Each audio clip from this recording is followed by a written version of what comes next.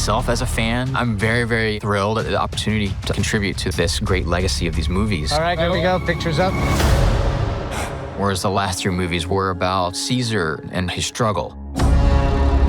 Kingdom of the Planet of the Apes is one of those most anticipated films of the year, a close one to Deadpool and Wolverine, and today we wanted to share some pointers from this film from the cast and what they had to say about the film. You know, in terms of like, it helps you kind of have a sense of what she's kind of going through, doing it yourself. And also I just find it fun. Like, I like the challenges, and yeah, I like to be challenged. I like the kind of adrenaline of doing anything like that, and being able to like get a shot done when it's like a stunt is kind of satisfying, and to see it at the end. The producers themselves had a lot to talk about when it came to Wes Ball being the director. The first thing is Wes Ball. I think that's the most important differentiator from all of the previous movies, is the vision that he brings to it and the skill that he brings to it. He has such a strong sense of story and character, but he also brings this sort of technical knowledge that allows him to really expand the canvas. But before we get into more of these moments, today's trivia question. Wes Ball is posted on this project as the director, but what film trilogy is he most known for making? Leave your answers in the comments down below and stick around to the end of the video to find out if your answer was correct. Here, our movie, you cut 300-400 years after. And you see what has become of the apes, what's become of his legacy, Caesar! what's become of the humans, and the world. What a wonderful day! The cast of Kingdom spent 6 weeks in ape school where they learned to walk, speak, play, and ride horses as their primate counterparts. Cannot speak highly enough about our ape training process, and as we call it, ape school. The first day, I cried. Noah got put under the spotlight and made feel really uncomfortable. Sass cried. You know, it was very intense, and we're like, oh my gosh, what is this? Take me back to drama school days. According to director Wes Ball, their commitment to the program was so strong that he would wander downstairs into their tanning room and be accosted by a pack of apes, noting that it was a little intimidating. I have been so lucky, for whatever reason, to find sort of a lot of young kind of cast people that just click, that just create some kind of chemistry thing, and that thing showed, not only does it make just working easier, because everyone likes each other, it's fun, they take care of each other, they support each other, you know, and they bring out the best in each other. They didn't stay in character, they became their characters, Ball said. It's in their DNA now, so it's going to take them years to shake it. We'd spent hours improvising, which was amazing because you created connections in your characters that were really strong, and in the script you don't necessarily see Suna and Anaya as whole beings, and like you don't see their whole relationships or their whole journey. And so what we got to do was explore that through improvisation, so that we held that energy and those experiences in our body. On Durand's first day on set, the precedent of off-camera monkey business was immediately set by his counterpart Teague, when he invited Durand to escape the production and converse in private entirely in character. Part of Ape School was working directly with Andy Serkis, which for me was insane. He was so, of course, he was so brilliantly helpful in helping us, you know, find our characters and helping us tweak our characters and look at how the technology works with what we're doing. As seen in Kingdom of the Planet of the Apes, fans of the Apes movies are still excited about the return of Caesar's bloodline. Caesar's family history is still a big part of the story, even though the new plot is mostly about a new generation.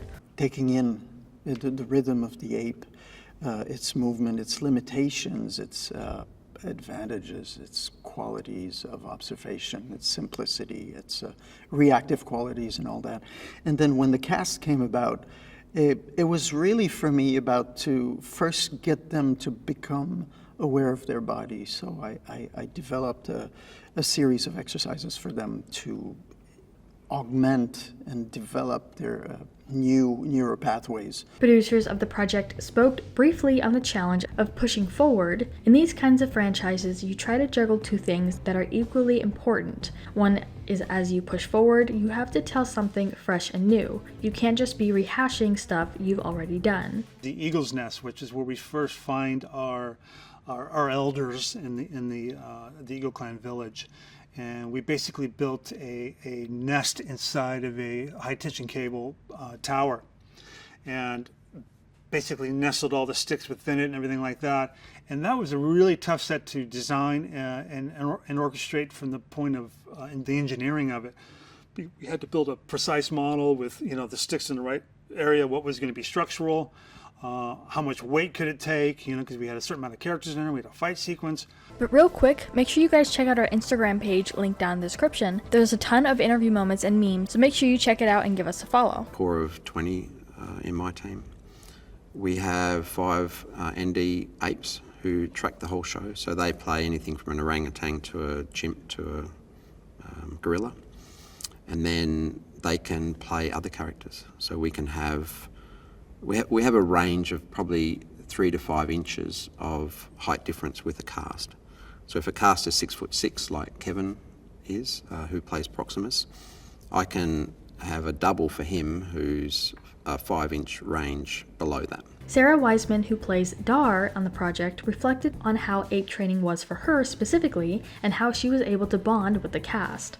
I am in awe of the ape world, and then getting to get the whole, don't have to worry about what this looks like. It's all about the dots, and it's all about weta, and it's all about motion and really raw connection that we don't do as humans. We're always covering and masking and protecting. So to really feel things and really connect, it's just, what a gift.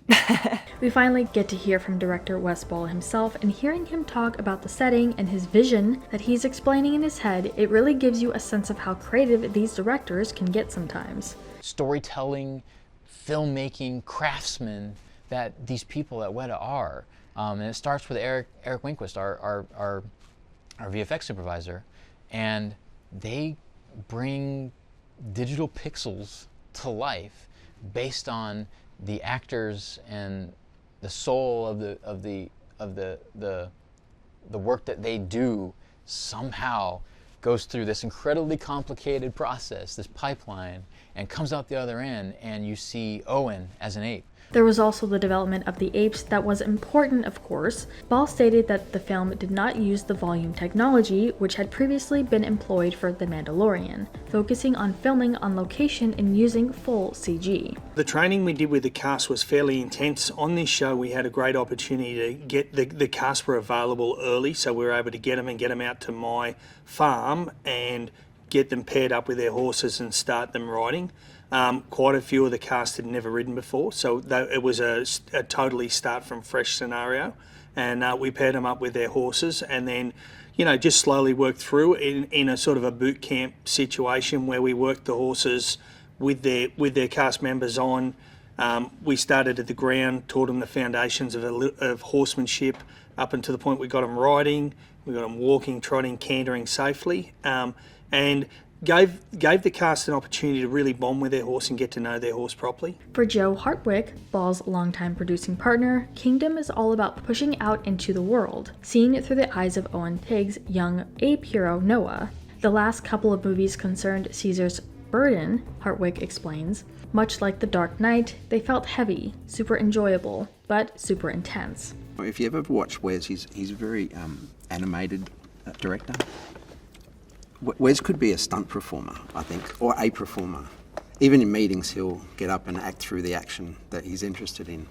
So quite often I can just pull my phone out and film him in his briefings, and really that's what we know we're going to do. Even though the Planet of the Apes trilogy is its own trilogy, in 2022 it was reported that Disney and 20th Century planned for Kingdom to be the first of a new trilogy of Planet of the Apes films. As part of the Eagle Clan's sort of location, we found this sort of first time ever shot, which is, you know, you're always looking for.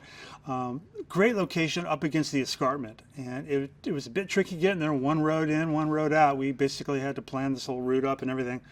But we found this great farm up against this escarpment, which when we built our towers, any wide shots, you could see the sort of the escarpment edge and everything. It just felt magical. Ball confirmed, explaining that the film had been conceived as the beginning of a trilogy that fit into the legacy of the previous 3 films. The makeup and hairdresser also talked about Wes Ball and his approach.